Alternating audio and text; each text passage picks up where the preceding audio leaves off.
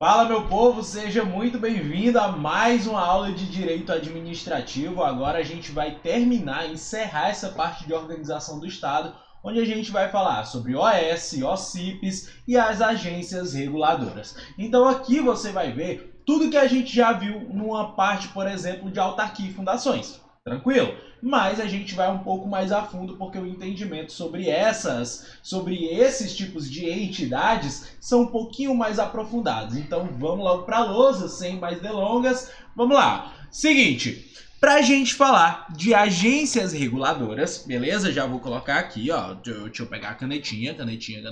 Cadê? Tá aqui. Ó. Então a gente vai colocar aqui no tópico falando sobre as agências reguladoras. Beleza? Agências reguladoras. Vamos começar por elas. Nas agências reguladoras, o que a gente precisa saber é que eles são entes da indireta, entes da administração indireta. Beleza? Eles não são ligados à União, Estados, Distrito Federal e municípios. Eles são ligados a uma entidade da indireta. Ó, aqui você entende que vai ser o quê? Que vai ser, ó, indireta, logo ele vai se equiparar, ele vai ter uma forma de autarquia. Certo? Ó? Então, eles vão ser geralmente autarquias. Beleza? Forma de autarquias. Ó, pode ser a forma de outros entes da indireta? Olha, até pode, beleza? Até pode. Porque é o seguinte, ó, mas quem diz isso é a doutrina, beleza? Então, a regra é que sejam em forma de autarquia, beleza? Então, eu vou colocar aqui, ó, até, ó, a regra, beleza? Mas pode ser na forma, ó, pode ser, opa, peraí, deixa eu apagar aqui, ó, pode ser na forma de outras entidades também, de outras entidades. Beleza? Pode até ser na forma de outras entidades, mas isso quem diz é a doutrina. Então, na hora da prova, veja o que é que o enunciado da questão está pedindo para você. Beleza? Então, eu não colocaria, se for uma questão de itens, por exemplo, beleza? Eu não colocaria se ele pedir a regra. Se ele colocar segundo a doutrina, pode ser. Aí, beleza. Beleza? Mas eu, Neto Oliveira, eu ficaria restrito, melhor, o termo melhor é esse, né? Eu ficaria restrito ao que fala lá as entidades. Tranquilo? Certo? Então ele vai falar sobre as autarquias. Então, para mim, só funcionaria as autarquias. Vamos lá. Seguindo. Aqui, o que a gente vai ter? Deixa eu apagar esse 20 aqui, porque esse 20 aqui é por causa do meu atalho, né? Deixa eu passar aqui, pronto. Olha só, o que nós vamos ter agora? É o seguinte, ó. Essas agências reguladoras, deixa eu puxar uma setinha para cá. Essas agências reguladoras são pessoas jurídicas de direito público. Beleza? Então, ó, são pessoas jurídicas de direito público. Se são pessoas jurídicas de direito público, coloca aí no teu caderno, ó, elas são criadas por lei. Beleza? São criadas por lei. Elas têm poder de polícia? Podem ter, beleza? Então coloca aí, ó, podem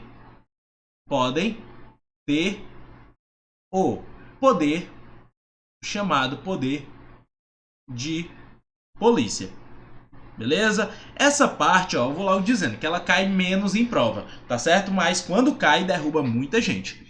Então, ó, é o seguinte, vamos falar agora do dirigente de uma agência reguladora. Colocar hashtag dirigentes. Beleza? Então, deixa eu mudar a cor aqui, ó. Hashtag os seus dirigentes. Ou seja, aquela galera que tem um cargo comissionado. Primeiro, a gente precisa dizer que os cargos são em comissão.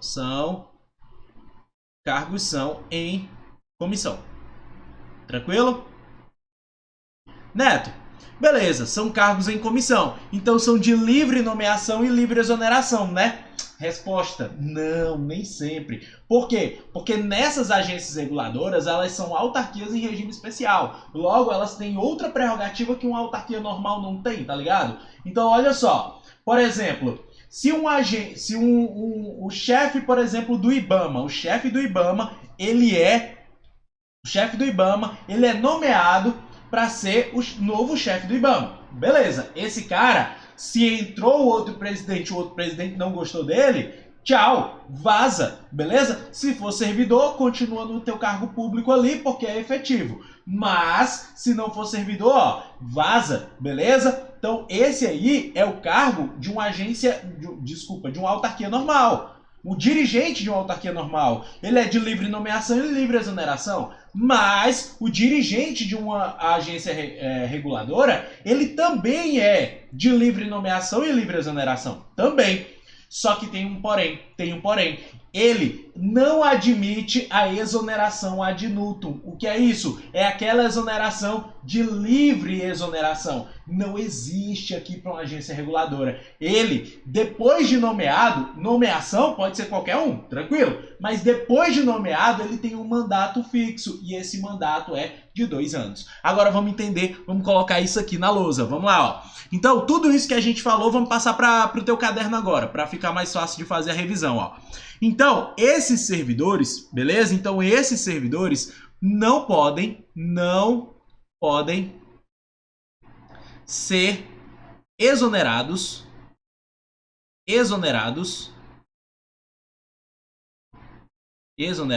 ad nutum.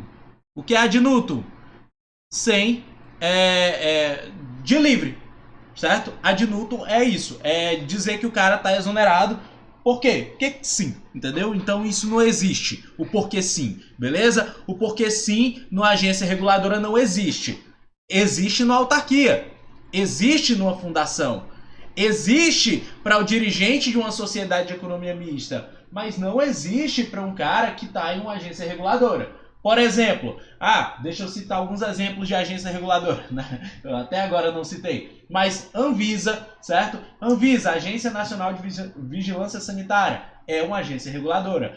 Anatel, beleza? Que cuida de telefonia. Aneel, que cuida de energia elétrica. Outra, Bacen, que é o Banco Central, é uma agência reguladora. Outra, Ancine, que cuida de cinema e teledramaturgia, né? Então, tudo que passa na televisão, melhor dizendo, Ancine. Nós temos também a outra, de aviação, mano, de aviação. Já eu lembro. Mas, enfim, o que eu quero que você entenda é que uma agência reguladora, ela serve para regular. E tudo que regule o funcionamento do serviço público é uma agência reguladora. Ela tem status de agência reguladora, beleza? O INSS regula uma aposentadoria? Não, a gente viu na reforma previdenciária, na reforma da Previdência, que essa reforma ela foi feita pelo Legislativo. O Legislativo disse como era que ia acontecer e tal. Beleza. E o INSS só faz o quê? Segue. Ela não regula nada. Agora, a Anatel, ela regula, beleza? Olha, a de aviação civil é a ANAC, beleza? Agência Nacional de Aviação Civil. Então, ó, presta atenção.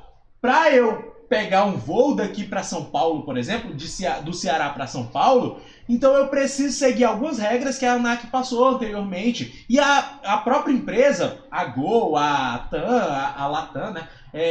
A Azul, todas elas precisam seguir regras que a ANAC já falou previamente. Tranquilo? Então, a agência reguladora serve para regular. E todos esses entes que são reguladores, eles estão aonde? Na administração indireta, não na direta. Tranquilo? E Neto, são em formas de quê? De autarquias, mas só que eles têm prerrogativas que uma autarquia comum não tem. É por isso que boa parte da doutrina chama de autarquias em regime especial. Beleza? O que é isso? São as autarquias das autarquias, ou seja, eles têm um patamar de superioridade quanto às autarquias. Beleza? Vamos lá. Voltando para o nosso esqueminha aqui, nós temos que colocar que eles têm a função, ó, os dirigentes aqui, eles têm um mandato, eles têm um mandato. Esse mandato ele vai durar 2 anos, sendo admitida a recondução, beleza? Então, admitida uma recondução, beleza? Vamos lá. Agora é o seguinte, serve para quê? Uma agência reguladora. As agências reguladoras, elas servem para fiscalização e regulamentação.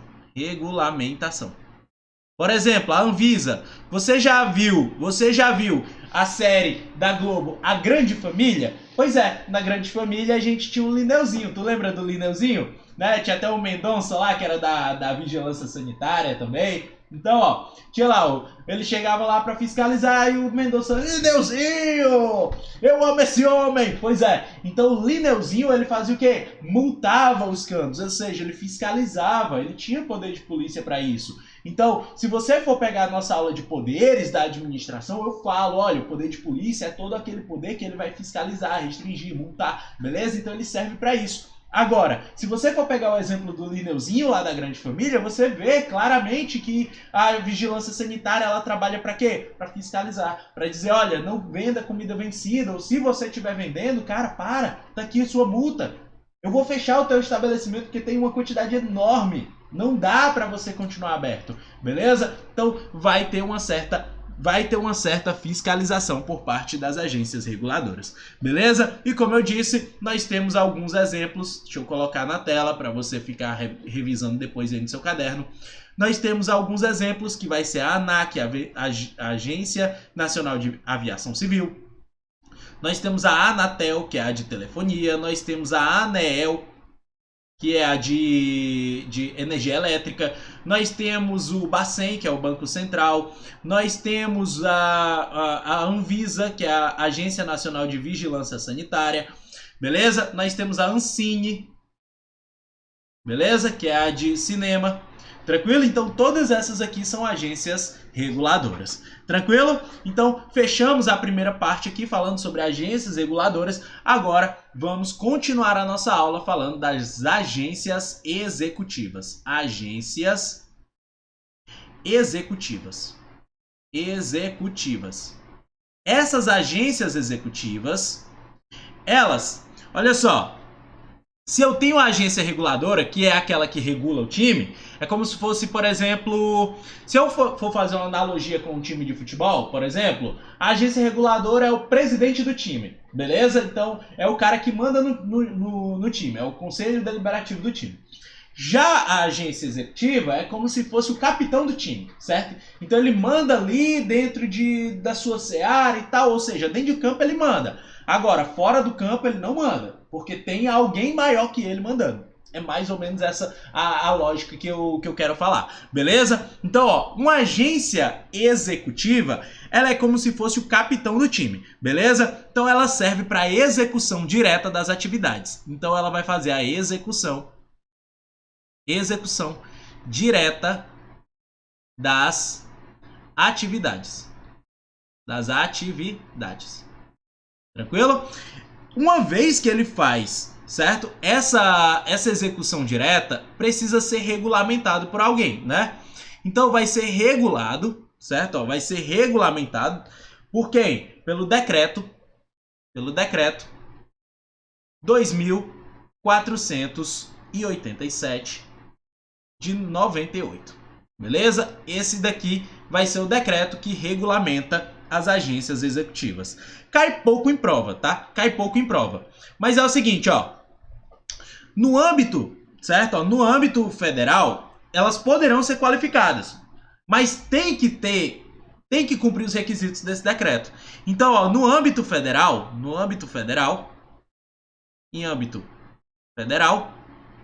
beleza? Em âmbito federal, geralmente são autarquias e fundações públicas. E as fundações públicas não são todas, são só as de direito público. Beleza? Por quê? Porque fundação pública de direito público se equipara à autarquia. Isso a gente já viu em aulas passadas. Beleza? Então, no âmbito federal, autarquias e fundações podem ser qualificadas como agências executivas. Só que, para eu ter essa agência executiva funcionando, eles precisam ter um determinado contrato, certo? Que é chamado de contrato de gestão. Contrato de gestão. Esse contrato de gestão, ele vai ter no mínimo um ano. No mínimo, um ano de vigência. Um ano de vigência. Tranquilo? Então é isso que ele vai fazer. Ele tem um ano de vigência, mas é o seguinte, ó. É o seguinte, ele precisa, esse contrato de gestão, ele vai garantir autonomia. Certo? Ó, então ele garante maior autonomia. Certo? Então é para isso que serve esse contrato de gestão. Neto, pode ter mais de um ano? Pode, só não pode ter menos. Pode todo ano estar renovando? Pode, só não pode ter menos. Beleza? Então, um dos exemplos que eu uso para uma agência executiva é o INSS, por exemplo. É uma agência executiva. Tem alguém maior que ele? Não tem? Tem. No caso, é o Ministério dando as diretrizes necessárias que ele precisa seguir, e aí ele vai seguir, beleza? Então é uma agência executiva, ele tem um status de agência executiva. Neto, tu me disse que era uma autarquia, mas o que eu estou dizendo é que uma autarquia, ao mesmo tempo, ela pode ter status de uma agência executiva. Beleza? Se ela cumprir os requisitos do decreto 2487. Beleza? Então, se ela não cumpre os requisitos do decreto, aí não tem para onde correr. Mas, se ela cumpre os requisitos do decreto, ela pode sim, ao mesmo tempo que é considerada uma autarquia, ser considerada uma agência executiva. Uma fundação pública também pode? Pode, uma fundação pública desde que ela seja de direito público. Isso a gente já anotou. Tranquilo? Vamos lá, vamos continuar aqui, ó. Deixa eu apagar esse 00 que é só do meu como é o nome? Do meu atalho aqui para ficar mudando. Vamos lá. Então é o seguinte, ó. Pode ser que alguém, certo? Não necessariamente uma agência executiva, ela seja da administração direta, da administração indireta. Então, ó, coloca essa observação aí, ó. Entes da direta também podem ser não, vamos colocar assim, ó, ter o status, né, ó, ter o status de agência executiva. Neto, por favor, me diz exemplos. Digo, um ente da direta que pode ser, desculpa, um ente não, né? Um órgão da direta que pode ser da agência executiva. Desculpa, que pode ser uma agência executiva. ABIN, Agência Nacional de Inteligência. Agência brasileira, né? Na verdade, Agência Brasileira de Inteligência. É como se fosse 007 brasileiro. Os 007 brasileiro, né? São os espiões, beleza? Então são os 007 brasileiros, espiões que são os espiões que estão ali praticando aquele trabalho. Mas é o seguinte, e da indireta, né? Da indireta eu já falei. O INSS, por exemplo, pode sim ser considerado um ente da indireta. Beleza? Então vamos aqui, ó, voltando para nossa tela. Deixa eu ver aqui. Ó, agora a gente vai falar sobre os consórcios públicos. Consórcios públicos. Beleza? O que são esses consórcios públicos? É o seguinte, ó. Eu tenho uma nova PJ. Vamos fazer uma analogia com um consórcio, por exemplo, de um carro, de uma casa, de uma moto, beleza? Vamos fazer uma analogia com eles? É o seguinte, ó. O que é um consórcio? Um consórcio é um grupo de pessoas que se juntam para conseguir um determinado bem, beleza? Então, é um grupo de pessoas que se juntam para conseguir um determinado bem. Por exemplo, o que eu... digamos, você tá ali querendo comprar um carro. Você vai todo mês dar aquele dinheirinho ali para comprar o carro, não é isso? Pronto. Aí, ó, não necessariamente você vai ter o carro naquele mês. É mais ou menos isso que acontece com o consórcio público, beleza? Então, não necessariamente você vai ter o dinheiro naquele mês. Por quê? Porque é o seguinte, alguém vai ser contemplado. Se é você ou não, não sei, mas alguém vai ser. A diferença para um consórcio normal para um consórcio público é que no consórcio público todo mundo é contemplado. Sério, né? Sério. Ó, no consórcio público todo mundo ganha. Todo mundo ganha. Já no consórcio particular, todo mundo vai ganhar um dia, mas não necessariamente tem uma ordem. Pode ser que uma pessoa entrou hoje e essa pessoa que entrou hoje seja contemplada. E a pessoa que está 4 anos pagando consórcio nunca foi. Entendeu? Porque é sorteio. Já no consórcio público não é bem assim. No consórcio público também tem a união de vários entes, ou seja, várias pessoas jurídicas. Mas eles têm um objetivo em comum, que é o quê? Conseguir construir um bem. Na verdade, você no seu consórcio particular é a mesma coisa. São várias pessoas juntas para conseguir constituir um bem, que no caso esse bem vai ser dividido aí para várias pessoas, né? Então, ó, vamos lá. Como é o consórcio público? Vamos colocar, por exemplo, beleza? Ó, vamos pegar a região do Nordeste como se fosse um exemplo aqui, beleza? Vamos pegar eles aqui de laranja. Ó, então vamos pegar e vamos construir, através de um consórcio público, o Hospital do Nordeste, o HN, beleza? Ó, Hospital do Nordeste, Hospital Nordestino, tranquilo? Então, ó, olha só o que a gente vai fazer. Vamos pegar vários estados dentro do Nordeste, beleza? E aí, nesses estados, a gente vai brincar com eles aqui agora, ó. É o seguinte, vamos pegar o Ceará, a Bahia, vamos pegar Pernambuco e o Piauí, beleza? Então, ó, perceba, aqui agora nós temos vários estados dentro da região Nordeste e eles estão se juntando para quê? Para criar o chamado Hospital do Nordeste, beleza? Então agora eles estão se juntando para fazer isso. Vamos lá, o que a gente pode fazer aqui? O que a gente pode fazer aqui, ó? Seguinte, quando eu tenho um consórcio público, o Ceará ele pensa o seguinte, ó, eu não tenho dinheiro para fazer um hospital sozinho. A Bahia fala, eu também não. Pernambuco fala, pô, eu também não tenho. E aí vem Piauí e fala, pô, eu também não tenho. Mas aí o governador do Ceará fala o seguinte, e se a gente se juntar? E se a gente fizer junto? Beleza? E aí vamos montar o famoso Hospital do Nordeste. Aí vamos lá, ó. Vamos lá. Vamos montar o Hospital do Nordeste agora, ó. Então esses aqui, ó, cada um vai dar uma partezinha aqui, ó. Cada um vai dar um dinheirinho aqui, ó. Cada um vai dar o dinheirinho aqui. Cada um vai dar a sua cota. E no final, eles montam o chamado Hospital do Nordeste. Beleza? Então, no final, eles montaram o chamado Hospital do Nordeste. Fazer o chão aqui para não reprovar no psicotécnico, né? Ó. Então, ó, se liga. Montou o hospital? Montou. Mas não é só montar, filhote. Não é só montar. Depois de montar, tem que fazer o quê? Custear o hospital. Custear o hospital. Tem que manter o hospital. Então, todos esses aqui, todos os meses, eles vão ter que mandar mais dinheiro. E, Neto, se um estado ele parar de mandar dinheiro, ele sai do consórcio, logo seus cidadãos não serão mais contemplados com o consórcio. Beleza? Com esse hospital, né? No caso, que é o objeto do consórcio.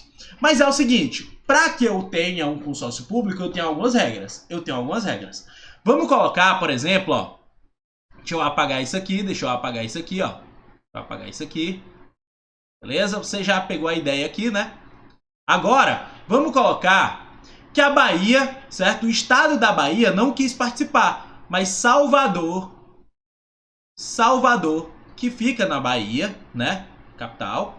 Ó, Salvador queria participar, mas o estado da Bahia não quis, beleza? Então, ó, o Ceará, ele propôs que Salvador entrasse e aí ficou assim, ó. Ao invés da Bahia aqui, ó, quem foi que ficou? Ceará, Salvador, Pernambuco e Piauí. Pode isso acontecer? Jamais, em nenhuma hipótese, nunca isso pode acontecer. O que, Neto? Um estado, um município, ele entrar no consórcio sem que o estado membro esteja participando. Isso quer dizer que Salvador até pode entrar no processo, ele até pode entrar nesse consórcio público, mas para Salvador, para o município de Salvador entrar no consórcio público, precisa obrigatoriamente que o estado da Bahia esteja dentro do consórcio. Obrigatoriamente, beleza? A mesma coisa vai acontecer, por exemplo, se a União, ela não fez acordo com o Ceará, mas ela fez um consórcio público direto com Fortaleza. Pode? Não pode. Para a União fazer um consórcio com Fortaleza, Ceará também tem que estar junto. Entendeu a situação? Então, o consórcio público não acontece direto com o município. Pode acontecer com o município, mas só acontece com o município se o estado participar. Tranquilo? Vamos lá. Agora é o seguinte, então ficamos entendidos nessa parte, né? Espero que sim. Qualquer coisa, ó, meu Instagram é @netooliveira.prof. É só você ir lá no meu Instagram e me perguntar, Neto, eu não entendi nada, que eu te explico de novo. Vamos lá. Seguinte, ó, para eu ter um consórcio público, eu preciso de algumas regras, beleza? Ó, a primeira regra é que vai ser criado por lei. Criado por lei. Beleza? Vai ser criado por lei. Aqui, todos esses entes vão se juntar e eles vão criar uma nova pessoa jurídica. Beleza? Eles vão criar uma nova PJ. Então, ó, vários entes vão financiar essa PJ. Beleza? Ó, então, ó, o financiamento, ela vai acontecer dos entes, beleza? O financiamento vai ser o financiamento dos entes, tranquilo? Neto, pode ser, digamos que criei o hospital aqui do Nordeste, beleza? Criei o hospital do Nordeste. Vai ser um ente da direta ou da indireta? Coloca essa informação, que é bem importante, já caiu em prova. Então, se tiver um consórcio público entre esses entes aqui, ó, por exemplo, beleza? Então vai ser um ente da administração direta, beleza? É só pegar a lógica, filhote, é só pegar a lógica, tranquilo? Então, ó, se o Ceará, que é um ente da direta, criou, beleza? Criou fazendo um consórcio público, nada mais justo que ele continuar detendo os seus poderes, beleza? Então vai integrar o ente da direta de cada um deles. Vai integrar o ente da direta do Ceará, da Bahia, de Pernambuco, Piauí, beleza? Vai integrar o ente da direta de todos os que participarem. Tranquilo? Então, aqui nós encerramos essa parte de organização do Estado. Então, meu povo, é isso. Vou ficando por aqui. Muito obrigado pela tua presença e, como dizia o nosso amigo Pernalonga, isso é tudo, pessoal. Fala, galera, aqui quem fala é o professor Neto Oliveira e eu tô aqui passando para te fazer um convite. No dia 6 de novembro nós vamos ter um mega encontro onde lá a gente vai falar sobre o concurso do INSS. Esse mega encontro que eu falo é o Vencendo o Edital. Vai acontecer às 20 horas no dia 6 de novembro aqui no canal da PGN Concursos, aqui mesmo, no YouTube. Para participar é bem simples, basta você clicar no link que está na descrição desse vídeo e se inscrever. Então não perde essa oportunidade. Agora você vai ficar com uma mega aula onde você vai entender um pouco mais sobre a metodologia PGN Concursos. Então eu vou te esperar no fim dessa aula. No fim dessa aula você vai ter uma mega surpresa. Então, muito obrigado pela tua participação e você fica agora com o nosso mega professor. Clica logo no gostei para garantir que o YouTube te entregue sempre as nossas aulas e se inscreve no nosso canal PGN Concursos aqui no YouTube. Então fique agora com a nossa mega aula com esse super professor que é maravilhoso e além de tudo é meu amigo. Então vamos lá!